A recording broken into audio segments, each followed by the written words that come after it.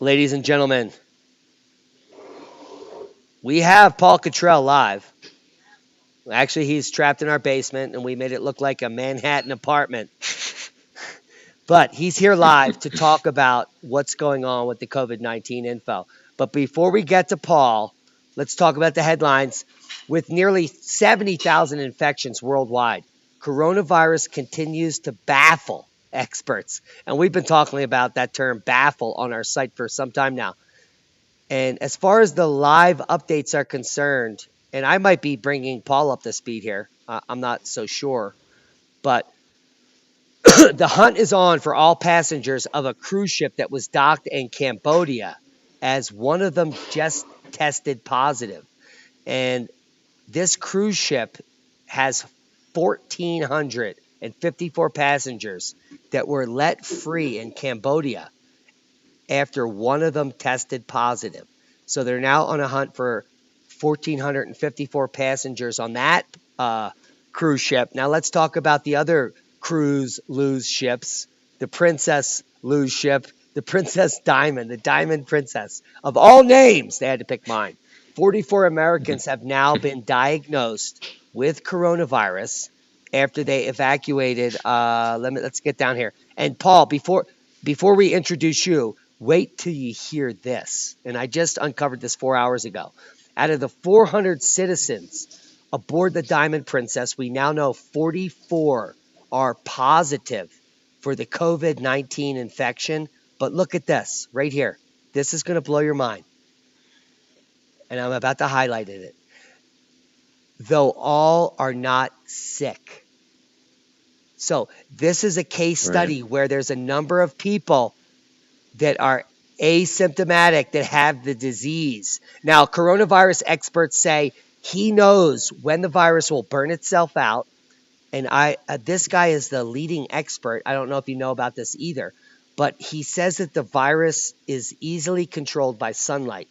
And as soon as the sun gets high enough in the sky in a month or two, the majority of it will be killed on sight from people outside. So we no longer need to protect ourselves outside, so to speak, when there's enough sunlight after the equinox that will actually kill the virus, which is how coronaviruses work. The only worry is that it will blossom in the southern hemisphere at the same time. As our sunlight increases, it will decrease in the southern hemisphere and the virus will spread. And the White House coming out today says they do not trust China's coronavirus numbers. And if you want to learn why, we're going to link to that below. But more breaking news in the last 24 hours was the coronavirus outbreak caused by a lab accident. And I don't know if you've seen this breaking news, but we're going to watch it together and then we're going to talk about it. So let's just take a minute. As the world struggles to contain the new virus, a new speculation from the Chinese scientists who believe it may have originated at a research facility not far from the Wuhan fish market. While they say more research needs to be done to find solid proof, such labs are known to contain disease-ridden animals, including hundreds of bats. Our Kim Hyo-sun with the details. Amid the continued spread of the COVID-19 virus, there's rising speculation the virus could have originated from a government laboratory in Wuhan rather than the widely held belief that it emerged from the city's Huanan seafood markets. Citing a report published by Chinese scientists, a Chinese language newspaper published in Hong Kong, Mingpao, and the British daily The Mirror explained Sunday that the Wuhan Center for Disease Control, or WHCDC, could have spawned the contagion in Hubei province. According to the report penned by Bo Tao Xiao and Lei Xiao of the South China University of Technology, the research lab, which is only 280 meters away from the Huanan seafood market, kept disease-ridden animals, including more than 600 bats. It stated that while it's plausible the virus was leaked from the lab and contaminated initial patients in this epidemic, more solid evidence is required through future study. The report also raised a possibility that the Wuhan Institute of Virology could have leaked the virus while it was carrying out tests involving Chinese horseshoe bats. Against such a backdrop, an article published by the Washington Times late last month is garnering attention as it raised the possibility that the disastrous outbreak could be the accidental result of biological weapons research. This comes as a renowned law professor at Tsinghua University in Beijing, Xu Jianren, is known to be missing after publicly condemning Chinese President Xi Jinping for failing to contain the spread of the virus at an early stage. He even added the condemnation could be the last message of his life. Kim Yo-san, Arirang News. Interesting. So they cut it right when we were As the world discussing. struggles to contain the new virus, So they a cut it new right. Let me cut this speculation off. from the So they Chinese cut it right when we were discussing, when they were discussing the fact that that scientist said that it would be the end of his life, and how now he's missing, of all things. Mm-hmm. Paul Cottrell, how you doing? And let's look at the stats. I'm doing fine. Hanging in there. But I just wanted to point out something that was in that video. You know, we've been saying since January 27th, 28th, that this virus was not zoonotic. And because it's not zoonotic, it had to been bioengineered and come from the lab. So And let's break it down having for this the story layman. that Let's break it down for the layman. And I believe with you. Okay. So what's happened was in like 20 days ago, you and I talked about this is not zoonotic. We gave the evidence. About a week later, I did an interview with Dr. Boyle, who is the leading expert on bioweapons. We all concluded that it's a very high probability that this is a bioweapon. And now, it's like 3 weeks later, the Chinese scientists are saying it's a bioweapon. Go ahead. Right. That was just basically my point. Is that we've been saying from all along that this was a leak from the P4 lab. The bigger question is, was the leak on purpose, or was it based on poor safety protocols? And that's an important data point.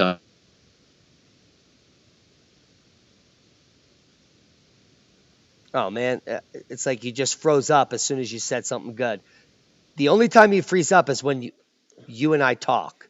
Let's get to the outside mainland China data here. So we've known, and the media has been purporting, this is contained in Hubei.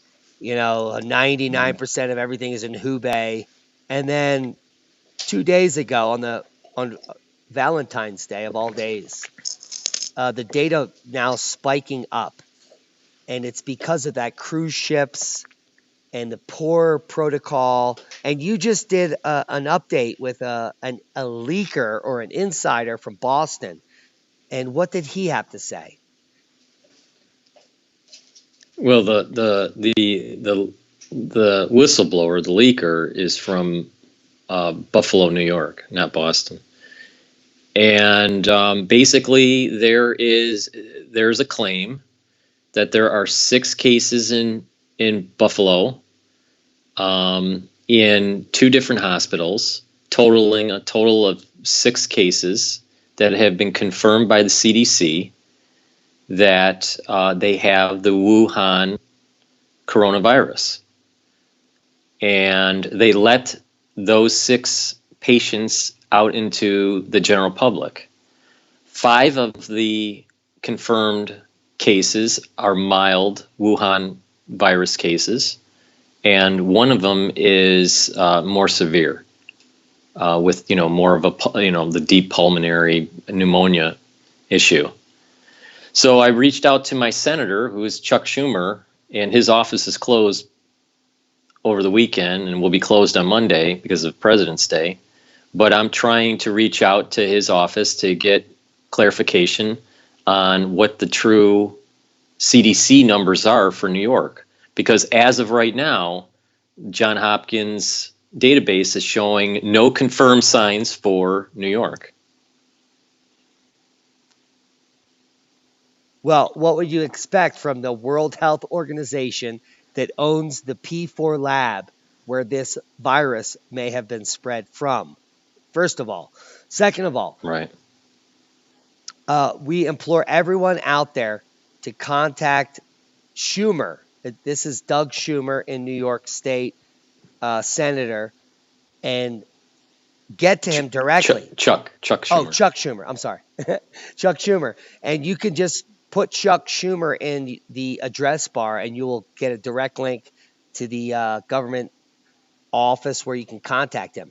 They'll even give you a telephone number, and it's important that you rise to the occasion to call this senator, because as I've told Dr. Cottrell in the past, when you contact an elected official, it's the equivalent of 1,000 of the constituents actually behind your phone call. So if we're leaving messages on the answering machine and we're calling over President's Day holiday, this will have a big effect. So we need to start doing it now. And I'm going to even Google that info, and I'll link it below, Paul. How about that? Great. I appreciate it.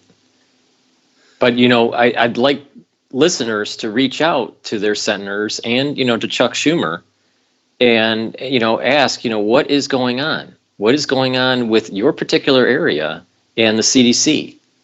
Because we are concerned that the CDC is not reporting the true cases that are testing positive for Wuhan virus, or what is now called the COVID-19 virus.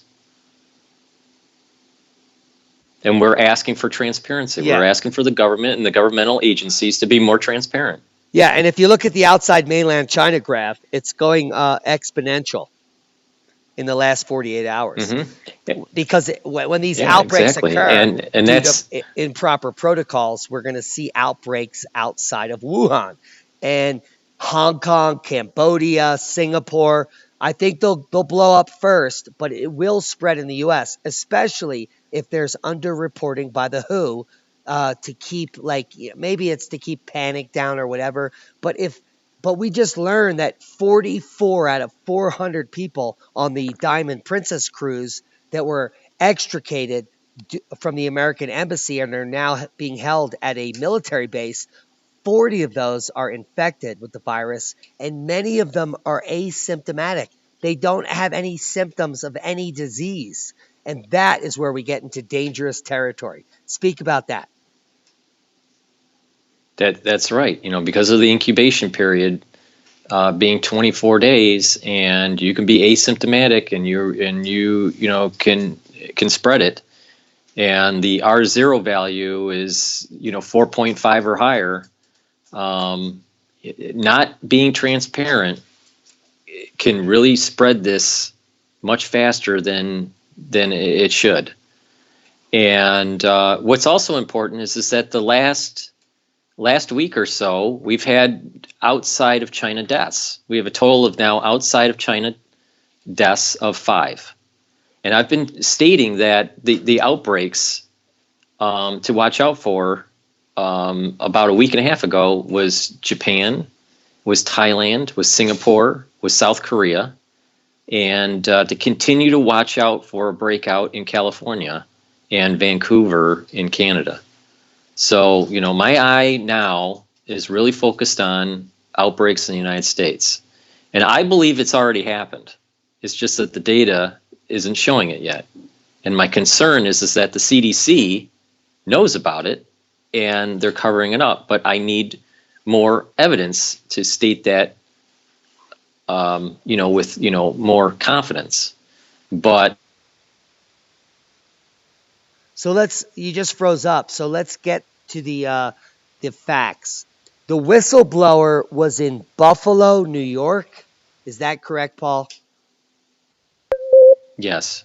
Yeah. So if you're in Buffalo or in that region and you go watch Paul's video on the topic with the whistleblower, and any of those medical facilities that he mentions a number of hospitals, etc., and you can get data that supports his claims, and just print it out or make a photocopy and get it to Paul or I, that would really bolster this information and make it more pertinent. And let's get back to the fudging of the numbers. Okay, we have the John Hopkins graph up, and we know that just about 5 days ago they switched the methodology of diagnosing the COVID-19 patients using pulmonary scans. And that gave us this huge jump, and now it's leveling off again. And just as it levels off, Paul, they're now announcing in the mainstream media how there's an outbreak and the cruise ships and the patient was released in Hmm. Cambodia. It's almost like a novel, like it's like unfolding before our Hmm. very lives. What are your thoughts on this? The misinformation, the fact that right here on the John Hopkins graph, we know we've been lied to, and now it's leveling off again. And the mainstream media is reporting on that. Oh my God, these cruise ships, there's an outbreak, and now someone has it, and there's now 1,400 people walking around potentially with the COVID-19 virus. And granted, and let's go beyond that. There's only 5 deaths outside of China, so people are going to be saying like, "Oh, 60,000 people die from the flu." Why should we worry about this particular disease other than it's bioengineered, which is why we should worry? Well, right. It's bioengineered, and that's it's more virulent. The ratio is higher with this virus than the influenza virus. There's 50 million people that get influenza, and only 50,000 die, or Boom! 60,000 die. Um, so the death ratio is much higher on this. The R zero value is much higher. So the contagion of this virus is much higher. But in terms of it seems as though the data is showing that there's staged leaks or staged corrections in the data. So I've always been suspicious on the data, especially in China. And now I'm starting to become suspicious on the data from other countries. So it's odd when you take a look at that first derivative. It's odd that when you take that first derivative and it starts to peter off, and then all of a sudden, you get a new big jump in the data. Yeah, so let's talk about To math me it here. seems as though they're Let's talk about math real quick.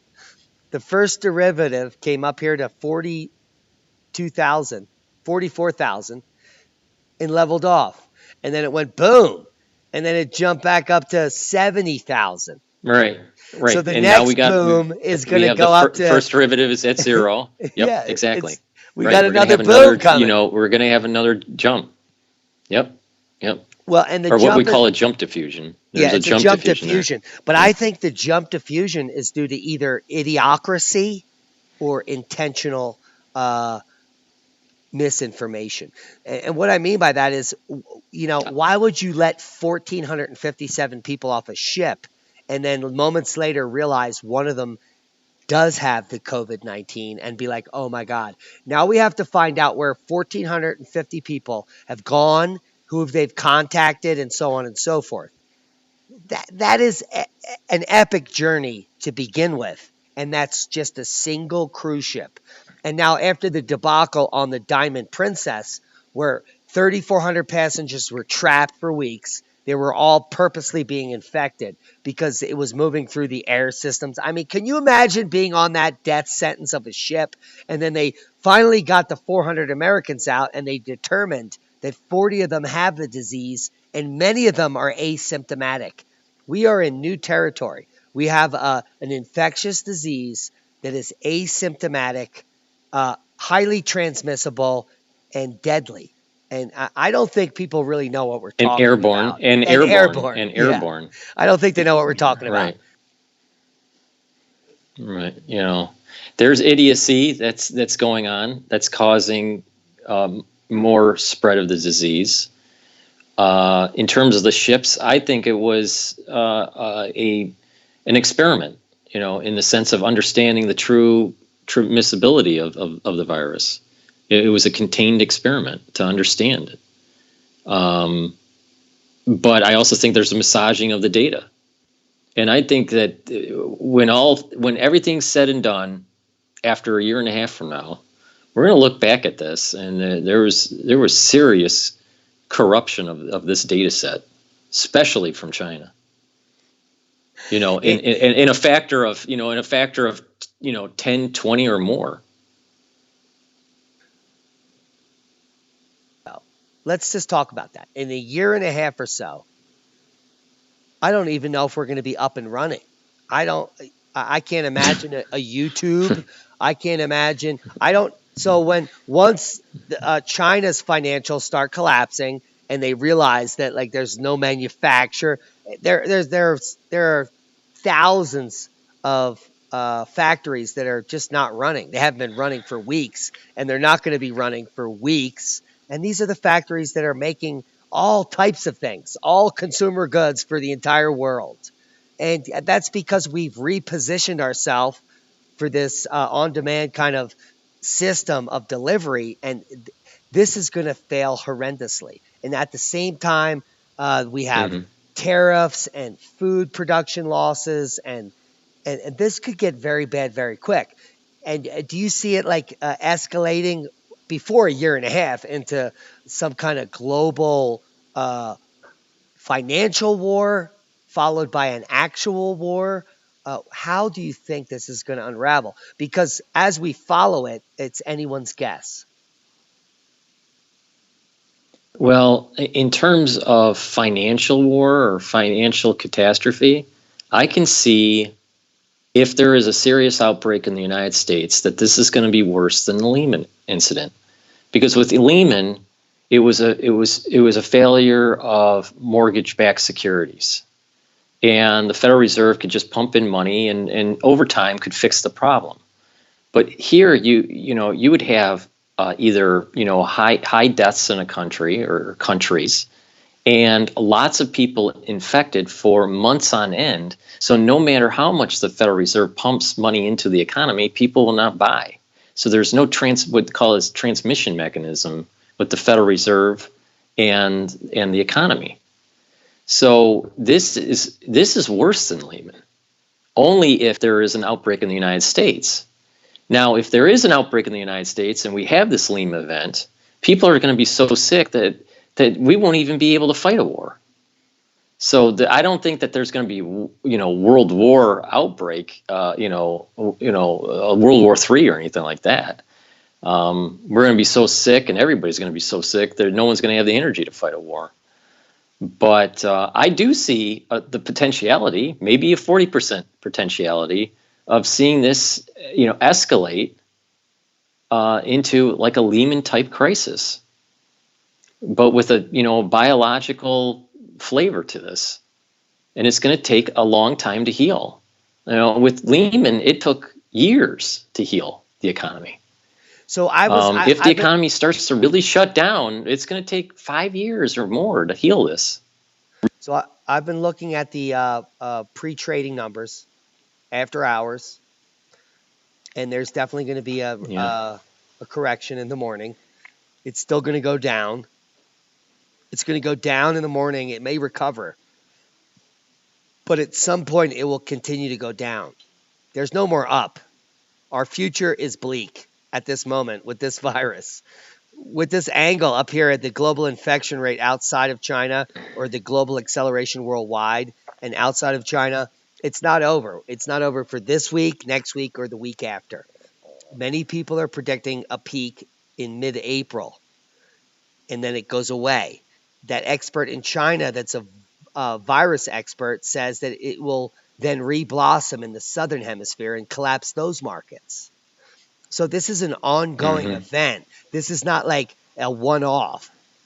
So everyone needs to be prepared for Right. what's coming. They need to get their financial matters in order.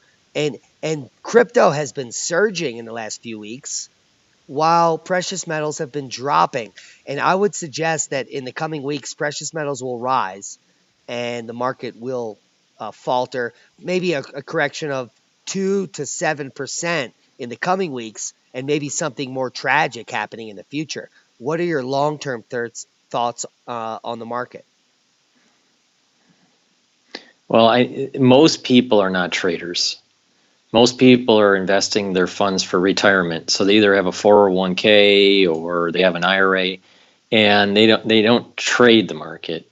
For those individuals, I think it's prudent to preserve capital. And to preserve capital means you should start cashing out of those stocks and start moving them into a money market or hold cash. if you can. Some funds you can't hold cash. You'd have to just put it in a money market. But it's better to preserve capital and Yeah, you just can. get Well, past gold the too. outbreak. You can hold gold in your hand. You know, You know, 10,000 is a small amount of gold, yeah, and you can put that in a safe.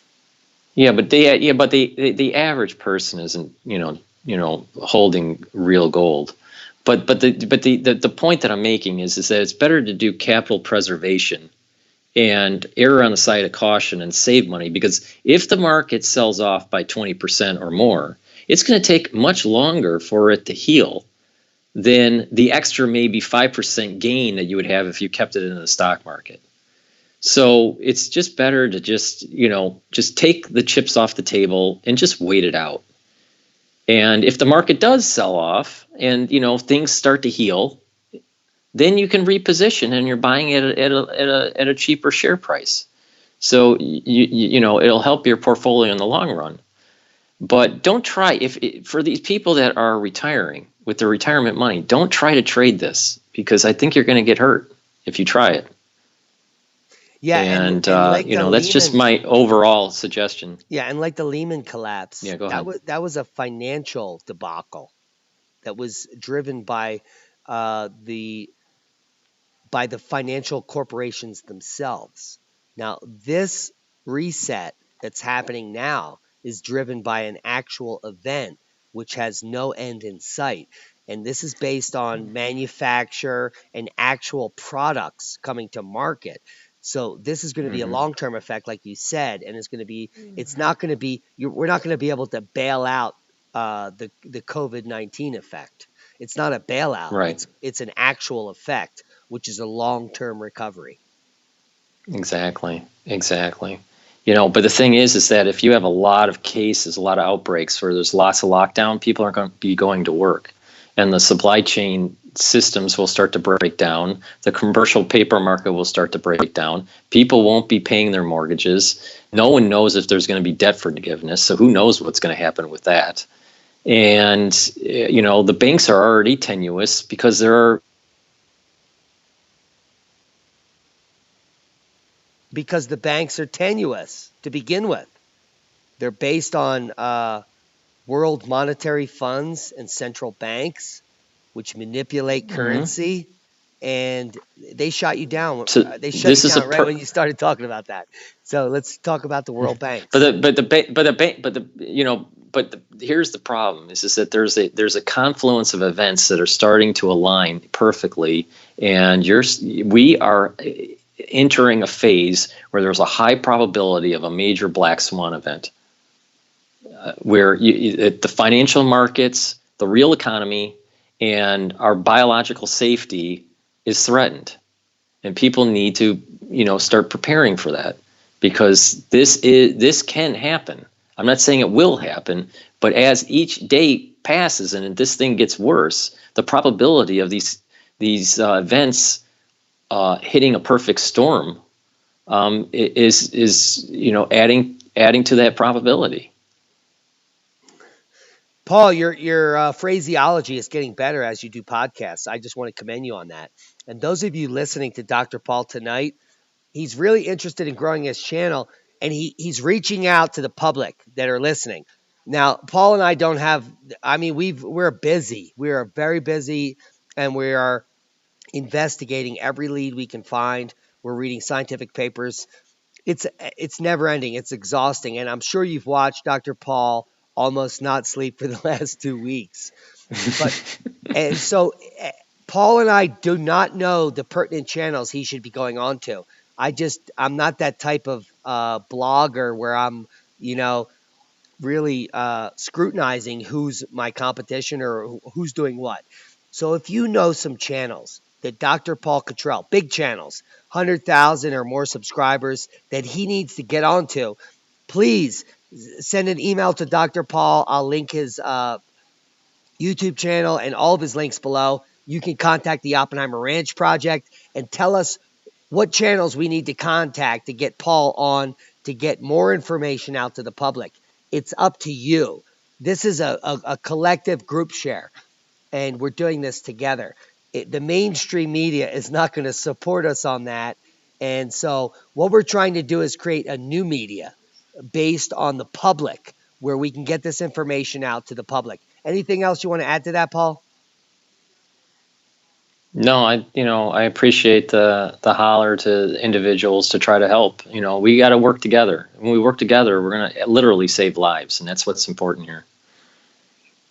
Yeah, if we just save 10 people, or they can, yeah, think about it. It's a trickle down. It's like our information goes to the right people, and eventually they know what we said 2 weeks ago is now coming out on the mainstream, and which is the lame stream, and we knew it. So we're willing to go out on a limb because we don't have to answer to anyone. So scientists like you and I can go and read the papers. We can get the information. We can report on what's actually happening 2 weeks ahead of when the mainstream picks up on what we've already put down, which is, it's a sad state of affairs for those people that think that they're living on the cutting edge of technology. Don't you think, Paul? Absolutely, absolutely.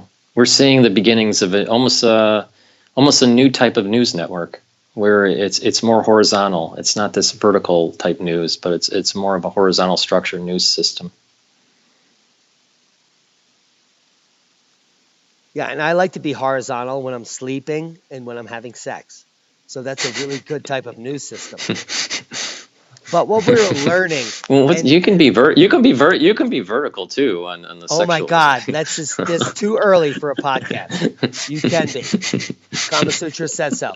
But what we want to implore you guys listening to us. I mean, because it's you guys that are our champions. If it wasn't for the viewers, there would be no reason for Paul and I to have this conversation, except we would definitely be having this conversation because we would be having this conversation. So that's the interesting thing.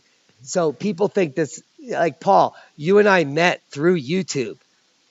But even if YouTube didn't exist and Right. we still knew each other, we would be having these same conversations. They're not manufactured. We're doing this for a purpose. It's to help people understand the facts, the science, to be prepared, not scared, to survive and thrive while the mainstream disenfranchises you as a citizen. And we know this is true because of FEMA camps and other things that Agenda 21, Agenda 2030, so on and so forth. They are planning a way to reduce the population and to take better control of your future. What are your thoughts on that, Paul? And by the way, contact Oh, absolutely. Chuck Schumer and your local officials and stick your foot right up there. Yeah, definitely. It's important that we have an engaged citizenry. If we don't have an engaged citizenry, we're not going to get the word out to the ones that actually can change public policy. We're trying to inform the public the best that we can with the facts that we know at that time. And we are really trying hard to provide timely information. And we've beat the mainstream media, a minimum of 5 days or more. But that's because we're working hard. But it's also that we have a network of people that care about our country and about the human being. And they're sharing that information and their opinions and their facts, and we're trying to distill it to a larger audience the best that we can. I mean, like today on the weekend, I reached out to 4 different platforms to try to spread the message, on top of recording for my own channel. So I'm doing the best that I can to try to spread the word and to help people be prepared. But not just to be prepared, but to also be engaged, to be part of that larger conversation in our country, because it's about we the people. And by us banding together, independent on our political persuasions, we can beat this. We have a great country, and we can beat this if we work together. Well, no, and the important message here is simple. It's that proper prior planning prevents piss poor performance, and that collectively citizens have changed everything. It's where, you know, When citizens come together, that's when revolutions occur. And at the same time, when citizens come together, that's when change can occur on a local level. And on a local level, if you're in a shutdown situation where can't get out, this is an important information. But politically, we are literally being hogtied by Citizens United, the fact that corporations can vote with their money, and it's imperative that the human population, especially those in democratic countries, stand up for what they believe in. And that's why we're saying call your senator, call your local official, start at the bottom. You definitely will get an answer from the bottom, like your local representative or whatever. You can get to them, and then they can call up ahead of them, and so on and so forth. So it's from a bottom up perspective and a top down perspective. We need to start at the bottom. Mm-hmm. Call anyone that's important, because the message we're trying to show, first of all and foremost, is that the human citizenry is capable of understanding what they want in their life. And if we live in a democratic society, then don't the citizens decide what they want? And look, if we are all about to be quarantined by our local government in Alabama, in Colorado, in New York, wherever you're sitting, it doesn't matter what state you're in. Let's say the outbreak in Michigan gets big. Let's say the people they let off the Princess Cruise get flown back to California. Can you imagine how this is going to unfold? How will your local Right. representatives respond? What is the response mechanism? How will the CDC respond? What will the World Health Organization mandate in your region? How will you be shut down? Are you going to be forced to stay in your home for a few weeks in a local neighborhood? Who knows? No one knows. That's the point we're trying to put forward here. We are being kept in the dark on purpose. Cases may be being squashed in Buffalo, New York on purpose. We already know they've flustered the numbers 4 days ago, and now we've reached a new plateau. Ho ho. And at the same time, the mainstream media is reporting on that there may be 1,454 passengers from a Cambodian cruise ship that have been released to the public on purpose. While moments later they were like, oh my God, someone has the disease. At the same time, the Diamond Princess has been sitting offshore infecting every single one of those 3,400 passengers. And as the 400 people were let off by the U.S. Embassy today, 44 tested positive, and many of them are asymptomatic. I mean, in my perspective, this is like this is an Academy Award winning film. This is a masterpiece in complexity and narrative. I mean, can you speak to this, Paul, as we close up this podcast, as it unfolds before everyone's and our viewers' lives, in front of their eyes? The mainstream media lies. We've been ahead of the game since the rip. And what's your take? Well, I mean, it's I go back to Stephen King and in The Stand, right? That came out in the 80s, and it was about viral infection, and it was basically the apocalypse, a leaked out virus, man-made virus, and it destroyed the whole world. But it almost feels like we're in the Matrix, or we're in some film. It does feel that way, especially when you only get 2 hours of sleep a night, for the last 3 weeks, but what's important though is to work together, work the problem, be scientific, like Diamond said, you have to be prepared. You have to, research how you might be able to treat some of these ailments homeopathically, especially if your medical system starts to break down. And we have to work together. We have to work the problem together, and not not allow for this Biopatriot Act that potentially could creep up on us and lose our biological civil liberties. Because I see that as a very big possibility, especially when you start hearing in the media. You keep on hearing, well, the coronavirus is here to stay, and we're going to have to just live with it, probably with annual vaccinations. You're already seeing the predictive programming taking place in the mainstream media now on this. So this is the point that I'm making about the Biopatriot Act, or whatever they call it. But it's the same thing. It's the erosion of your biological freedoms. So do you think that we're doing the right thing? Do you think that they're going to take us off the internet like they claim? Do you think they're going to shut down our channels? Well, I hope they don't, because this is how we reach the public.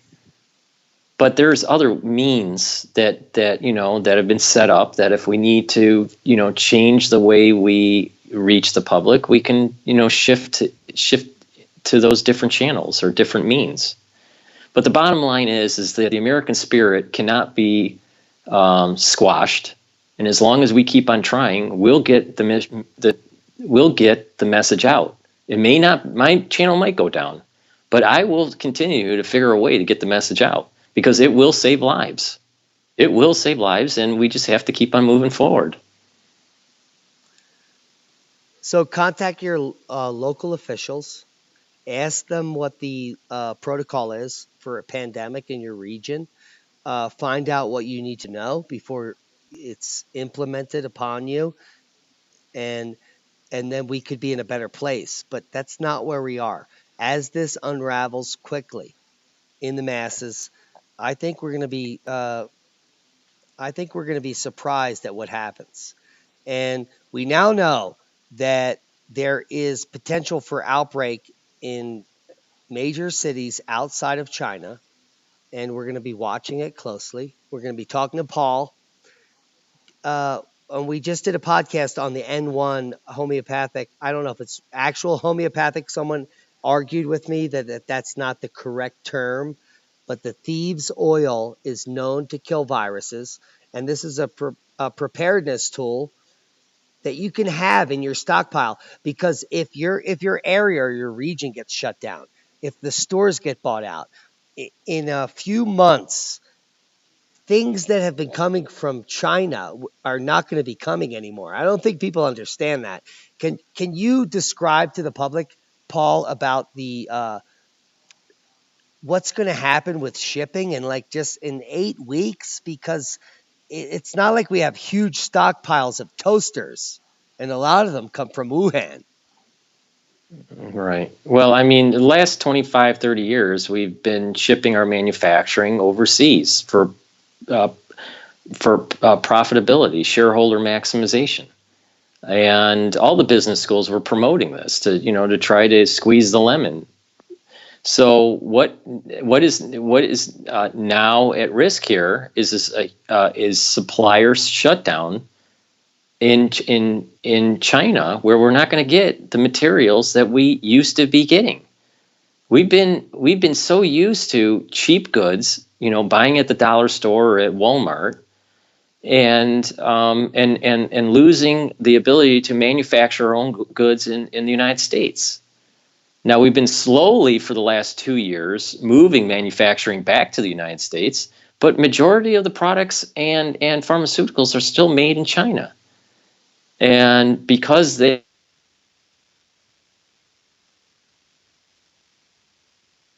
I'm sorry I have to cut in here. They just cut you off, but they just said because they go. Well, because we have had a lot of our manufacturing moved over to China, and that China has this epidemic or pandemic going on, they're not going to be able to provide the goods that we're used to importing. And so we're going to be short on many, many things, such as pharmaceuticals and car parts and other things that you buy at Walmart and at other convenience stores, Paul, can we and go? there's going to be a shortage of goods. Let's go more rural. And I just moved out here in the middle of nowhere, approaching 6 years ago. And I've driven all around the Four Corners region and out here in the Southwest. And there's almost nothing. There's nothing. There may be a local convenience store if you're going into a real remote area for hundreds of miles. You'll get a gas station, which may be open or closed, maybe some automated shit or something like that. But then you'll come towards near a city in the middle of nowhere, and the only thing they have is Dollar General. I mean, this is exclusively supplied from China.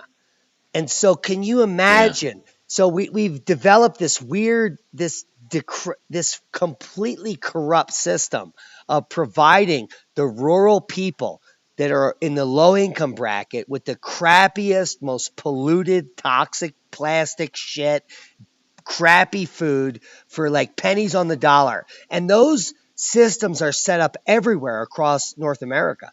So when I drive looking at the petroglyphs in all these rural areas, the only thing we see is Dollar General, nothing else, a local gas station. And these are literal food deserts that are going to become China product deserts. And what will happen to those people? They won't, I mean, they won't have that. There'll be nothing coming in there. It's very disheartening to actually see it for myself and to now like think it through Well, to the there, there, future. there's a historical data point that we could look at. The rural America was basically supplied by Sears Roebuck back in the 1800s, late 1800s, through catalogs. Well, we could leverage the internet and grassroots localized manufacturing to help with the rural America through internet sales. But the internet and the commerce of the internet could be the next Sears Roebuck catalog to provide services and goods to the rural America. So We don't need China. you are like the next Paul Revere for real. So, and I believe this wholeheartedly that an event like the Wu flu or whatever you want to call it, the COVID-19, is literally a catalyst for Made in America to do it again, to be proud of That's our right. country and to make stuff here. Well, I know how to make stuff at my ranch. exactly. And I can't understand why we're buying this crap that breaks in 1 year. And we all know this now for decades. We buy the same crap. It breaks in a year or two, and we buy it again, and we're like, oh, it's only $13. That is not how it's supposed to be. I have products on my ranch and at this farm that are hundreds of years old because they're quality. And we need more quality in manufacture, point to source. I would rather pay 3 times for an item that will last forever than having to pay 8 times for it every other fucking year. And I'm sorry I just cursed. No, that's all right. But I mean, that was really, Sears Craftsman Tools. That was kind of like their motto. That if you broke a tool, you could always replace that tool for free. And that's where we can go back to those times. Yeah, Craftsman was lifetime warranty, and then it was bought Yeah, out by yeah, China, and then it became a limited yeah. warranty. Right. And not only that, Sears, is almost bankrupt, and Yeah, it's in restructuring. The So Sears out here but is there's bankrupt. Yeah, yeah, it's bankrupt. but that's because of the 25-year move to China with manufacturing and all that. But here's the bigger point. It's not just the 1800s where we use Sears Roebuck. If you look at just during the Revolution, that was the beginnings of the Industrial Revolution. Not just the Revolution in the United States, but it was the start of the Industrial Revolution. And England really wanted America to buy the goods and services that England produced. They did not want the colonies in North America to be producing anything. So they had big restrictions. And this is very similar to what we are seeing now, is that we have restricted manufacturing. We're a serviced economy, but we use the term shareholder maximization, but we restricted our economy for manufacturing goods, just like was happening in the 1700s with England. So so Hamilton with his report to Congress about the manufacturing in the United States set in motion the need to not have a foreign dependency on manufacturing to grow our nation. The same thing is needed now. Paul, are you Illuminati or are you running for president in 2024?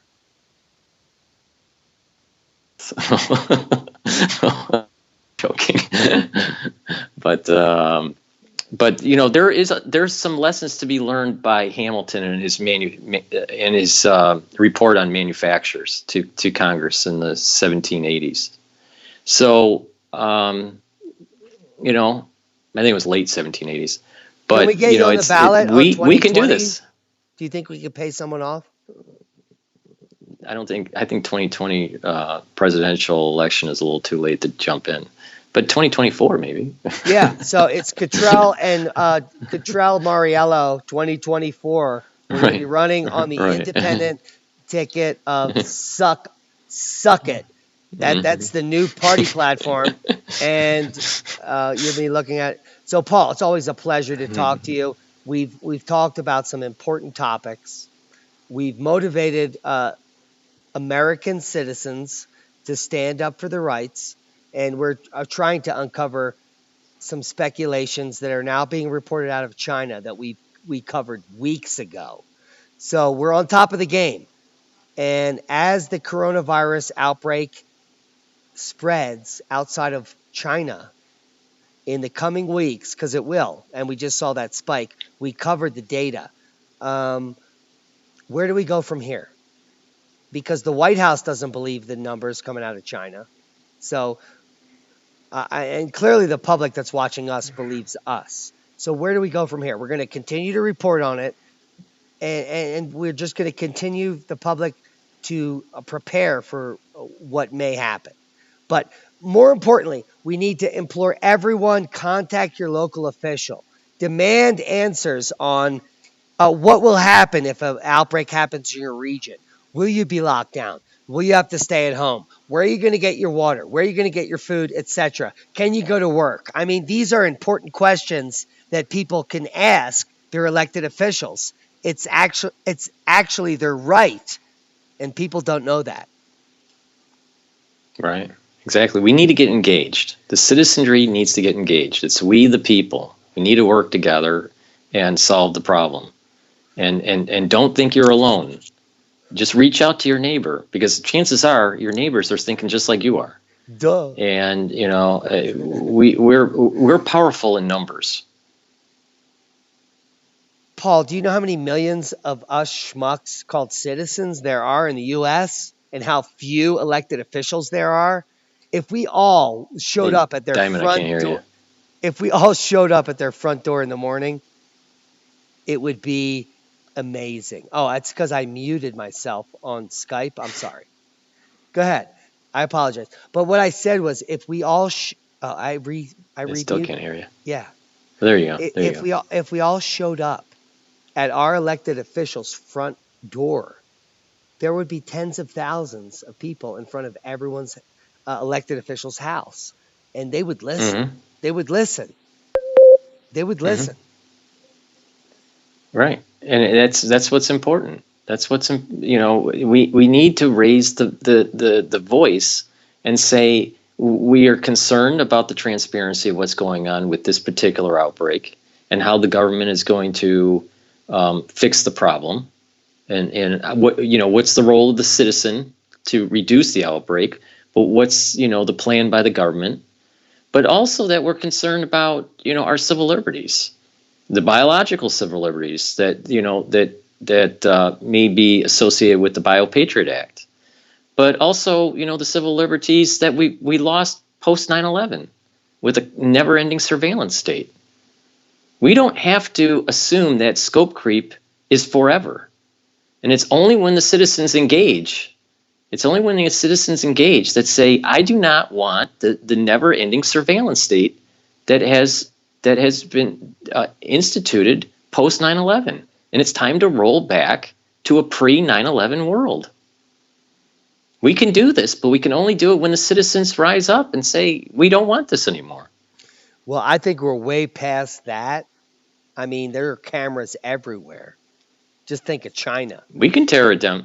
Yeah, we that's can true. tear it But down. the thing is, in America, But that's a big. in America, we can, big. in America, we can tell, like in New York, we can tell New York's police department that you are no longer going to have cameras on every corner, and you are no longer going to have drones, the ability to fly drones and surveil the citizenry, and you no longer will be able to abuse FISA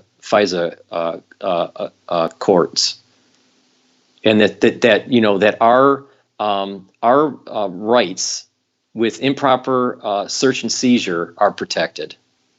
Because what's happening is the surveillance state is starting to eat up into that warrant process. I love talking to someone as fresh and new as you. Stop and Frisk has started in LA, moved over to your home state, and is alive and well. The discrimination of citizens is so disgusting. The way that we are treated as inhuman is disgusting. The state we live in is disgusting. The misinformation we're fed, disgusting. The powers that be are disgusting. They do not relate to humanity. They do not relate to people.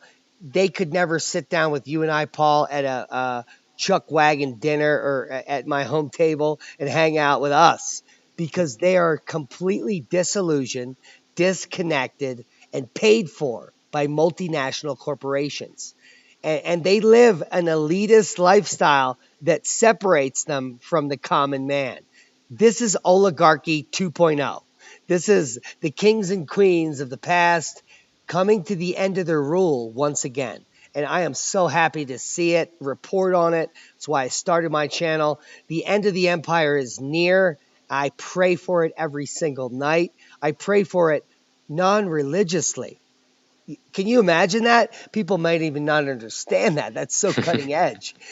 But I do it for a purpose, because I love humanity. I love people. I love you, Paul Cottrell, and thank you for coming on the show. Let's close it up with a positive message. Well, I love you, Diamond. Contact your political official. And because, like I said before, I worked in politics for almost a decade. I helped organize for the Democratic Party. I helped organize for the Republican Party. I helped organize for Clean Water Action and local advocacy groups. Whatever it was that I thought needed help with, I got my guts into.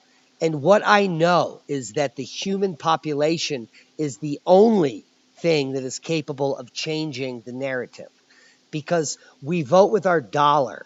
And that's what I learned about 15 years ago. If everyone out there stopped buying things that were dangerous to the environment, they would no longer exist, because there wouldn't be a company that would be able to produce them. But people are lazy, and we've created a lazy society of cheap buyers. They want cheap products on demand from China. They want the cheapest agricultural products and fruit and vegetables. And that leads to more pesticides and more dangerous earth-crushing things. And now we have a pandemic to deal with. I mean, the ruse is up. At some point, the sheep have to rise to the occasion, which is why I started my channel, which is why you are so vocal, Paul. What words of inspiration, because you're an inspiring person, can you give our listeners to just get out and do something? anything. Well, I have people reaching out to try to provide actionable intelligence and information to help this particular situation with the Wuhan crisis. And I try to show to my viewership that you can engage to your senator. It doesn't take that much of an effort, and you can reach out and talk to your representatives and tell them how you feel. I'm not telling you how what to say. I just All you have to do is tell your representatives what you feel from the heart. You don't have to prepare, like some sort of tome of wisdom to them. You just tell them how you feel about what's going on in your local community. Because Yeah, bottom yeah. line is that the bottom line is that your civil liberties are being eroded. Uh, you Well, and you just cut off as soon as you said civil liberties. And I started working with the ACLU about 15 years ago when I realized civil liberties were being eroded. And I was able to raise millions of dollars to fight court cases for people that can't afford it, and that's what they offer. And what I learned simply by politically organizing is that every single phone call, even if you leave a message on a machine to your local political official, that equates to 1,000 voters. So when we Mhm. would do a political or an activism type thing, and we were trying to advocate for people to do something, we would get them to contact their local representative. And when we get 50 or 70 people to leave a message or to call the secretary or do something like that, the whole office tilts because they cannot do anything else but respond to this request. It literally, because they're sharding their pants. This is their reelection. Like, this is the actual people that voted them in. So, and every single person that calls in represents 1,000 voters. So if just 10 people leave a message to their local official, that's 10,000 voters. And you will get a response. It will be very respectful. And I know about these elected officials. They have to respond because if they don't, they do not get reelected. And that's the bottom line. Mhm. Mhm. Yep. Yep. The power of the people. It's we the people. You gotta keep on remembering that, because a lot of naysayers or fatalists will say, "Oh, I don't have any power. The corporations are against me, and I might as well just give in." No, no, no, no, no. You have the power. It's we the people. We the people. The Paul, power of the people. Paul, the power of the people has been quashed by the multinational corporation, Citizens United. So the only way to be They effective quashed is it. They at the squat. They bottom. squat. You have to They start at the squashed it. bottom. Yeah. So if you start at the lower level of I government, agree with they that. will listen. I You agree with it. cannot. I think voting I agree with you on that. Democratically You or can Republican on a general election is total bullshit, to be quite honest. But if you want to vote, go ahead and knock your socks off. But if you want to change something politically, you have to start at the bottom. It's always ground up. It's ground swell. So if enough people start at the bottom level with the local government, then they can change the local environment. Because when something collapses, the federal government is not going to help you. They're going to corral you into a tent in a FEMA camp. It's the local government, your local officials that are going to save your ass, period. And that's why local militias exist. Hello? right. No, I agree. I've been telling my listeners that it has to be the local municipality, the state